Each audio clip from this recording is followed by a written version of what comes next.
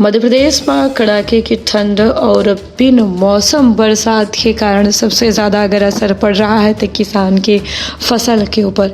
यही बीच सीधी से बड़ी खबर ही बता दी कि सीधी के सिमरिया में कलेक्टर के नाराज़गी देखे को मिली। इस समय बता दी कि पूरा ध्यान प्रशासन के धान में है, धान के जो संरक्षण है उसका व्यवस्थित रूप से न रखे के कारण धान खुले में भीग गए और एक के कारण जो है किसान के खून पसीना की कमाई खराब हो रही है। जिला कलेक्टर साकेत मालवी के दौरा रहा सिमरिया में, जहां उनके द्वारा किसानों से बातचीत की गई और मिले वाली व्यवस्था और परेशानी का समझा गया।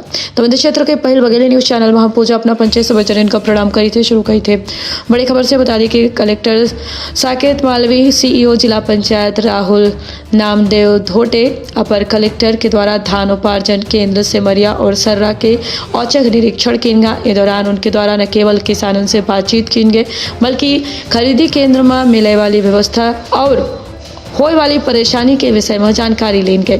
कलेक्टर के द्वारा समर्थन मूल्य में उपार्जित खाद्यान्न के परिवहन करके सुरक्षित भंडारण करे के निर्देश दिए गए। हम सीधे जिला कलेक्टर के द्वारा ये काम का प्राथमिकता से और सख्ती से खरीदी केंद्र के जो है मेले वाली व्यवस्था के खातिर संचालकन का निर्देश दिए गए। हम कलेक्टर के द्वारा उपार्जन केंद्र में भंडारित धान के परिवहन न होए पर नाराजगी जाहिर किए गए और कहा गया कि उपार्जन केंद्र में भंडारित खाद्यान्न के तुरंत परिवहन करवाए के गोदाम और कैंप में सुरक्षित भंडारण करवावा जाए। जरूरत हो तो अतिरिक्त ट्रक लगवाए के परिवहन करवावा जाए।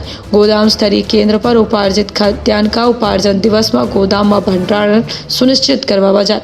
कलेक्टर के द्वारा यह निर्देश दिए कि जो किसान का स्लॉट बुक कर दी गई है उनके खाद्यान्न के तौल और परिवहन निर्धारित दिवस में सुनिश्चित की जाए। उपार्जन केंद्र में खाद्यान्न के तौल के बाद वारदान के तत्काल सिलाई करके ऊंचा और पक्का स्थान पर स्टैकिंग करके लगाई जाए। वर्षा से बचाव के खातिर खाद्यान्न का तिरपाल से ढका जाए। उपार्जन केंद्र परिसर में पानी के भराव न हो यह सुनिश्चित की जाए। कोनो केंद्र में धान मोटा अनाज भीग के खराब हो की स्थिति में संबंधित उपार्जन केंद्र से भरपाई की जाए।